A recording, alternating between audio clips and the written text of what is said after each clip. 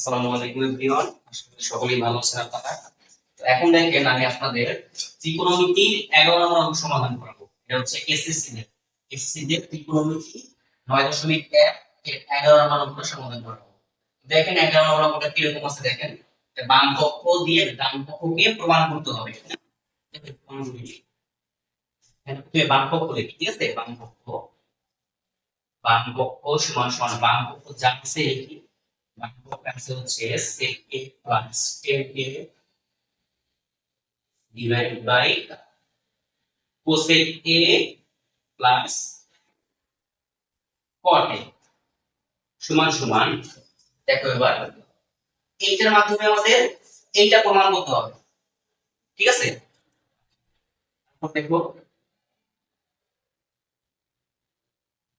sec a plus tan a cosec a plus cot a, এটা যেগুলো আছে ওইভাবেই রাখলাম, ঠিক আছে? এখন দেখো, এখন আমরা একটা সূত্র জানি না, একটা সূত্র জানি না, a square minus b square সমান সমান a plus b into a minus b। এই একটা সূত্র জানি আমরা, ঠিক আছে? এই সূত্র আমরা এখানে প্রয়োগ করব। এই সূত্রটা প্রয়োগ করি, দেখো কি হইতেছে এখানে গুণ a প্লাস b দেওয়া আছে, দরকার কি? দরকার হচ্ছে a মাইনাস b দরকার। a মাইনাস b লিখি, a মাইনাস b, বুঝছো? তারপর কি দেখো cosec a plus cot a plus b দেওয়া আছে, এখন দরকার কি? a minus b, cosec a minus cot a plus b দেওয়া আছে, a মাইনাস b লিখলাম। এখানে নিচেও দেখো a প্লাস b দেওয়া আছে, a মাইনাস b লিখলাম। এখন এই যে আমি লাইনটা লিখলাম, এটা কি আমার প্রশ্নে দেওয়া ছিল? দেওয়া ছিল না, কিন্তু আমি এক্সট্রা লিখছি। তো এক্সট্রা কোন লাইনে কিন্তু অঙ্কে লেখা যায় না, কোন লাইনে অঙ্কে এক্সট্রা লেখা যায় না। এখন এইটাকে অপসারণ করতে হলে এখানে আরেকটা লাইন লিখবো, যেটা হচ্ছে নিচেরটা দেব উপরে, উপরেরটা দেব নিচে। দেখো দিয়ে দিলি আগে cosec a minus cot a, ঠিক আছে? উপরেরটা নিচে দেব sec a মাইনাস tan। বুঝছো না সবাই?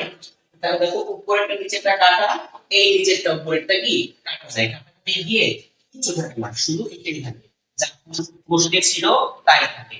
এখন এই দুইটা কেন দেখলাম? অঙ্ক মিলানোর জন্য দেখলাম, কারণ অঙ্ক মিলাইতে হলে আমার এই লাইনগুলো লেখা থাকবে, ঠিক আছে?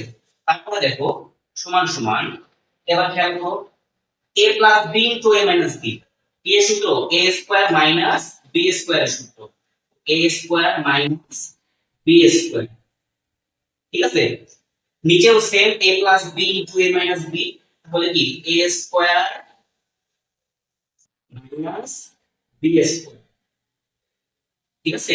তারপরে তোমরা বুঝতে পারতেছো, তারপর হচ্ছে ইনটু এই যে বাকি হবে না, হবে লিখতে হবে cosec a minus cot a, নিচে হচ্ছে sec a minus tan a।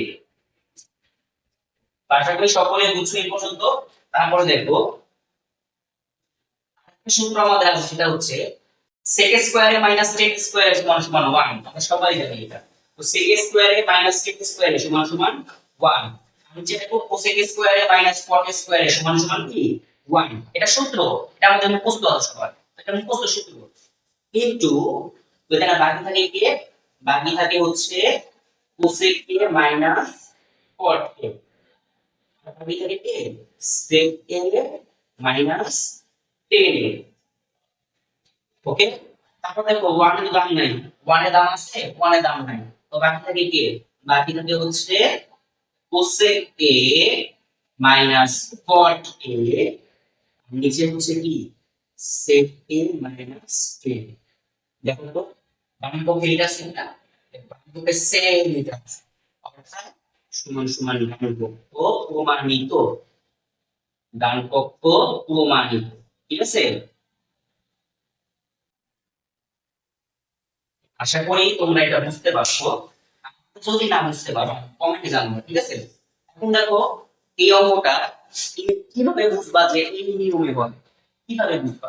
বোঝার নিয়ম হচ্ছে, দেখো তুমি যদি অঙ্কের ভিতরে দেখো যে বাম পক্ষে আছে cosec a plus cot a, আর উপরে আছে cosec a minus cot a, এটা প্লাস উপরেরটা মাইনাস, আবার এইটা প্লাস নিচেরটা মাইনাস। এইরকম অঙ্ক যদি দেখো তাহলে বুঝবো যে এই নিয়মে করতে হবে। কোন নিয়মে করতে হবে? এই নিয়মে করতে হবে। আশা করি সকলে বুঝছো, আর না বুঝলে আমাকে অবশ্যই কমেন্টে জানাবা, ঠিক আছে?